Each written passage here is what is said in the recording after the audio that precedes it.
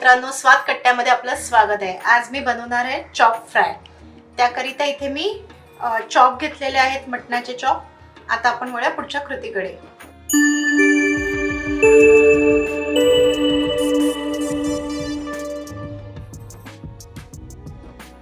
आता मी यामध्ये आलं लसूण मिरचीचे पेस्ट घालत आहे।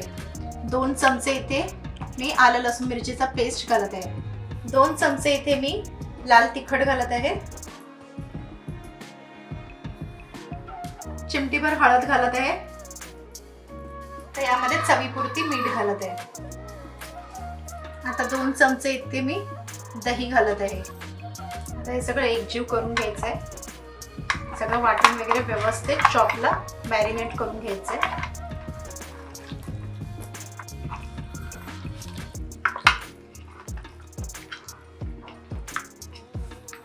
तर हे मॅरिनेशन आपण असंच 10 मिनिटं असं साईडला करून ठेवूया। 20 मिनिटं मॅरिनेशनचे झालेले आहेत। आता मी याला फ्राय करून घेते। मी तवा ठेवलाय, आता त्यामध्ये तेल घालत आहे। आता हे मी चॉप फ्राय करून घेते। मी इथे शॅलो फ्राय करत आहे, तुम्हाला हवं असेल तर तुम्ही डीप फ्राय पण करू शकता।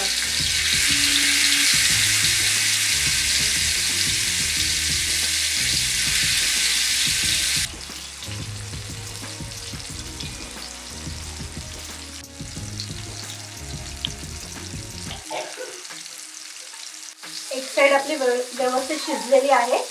आता मी दुसऱ्या साइडून पण याला टर्न करून घेते।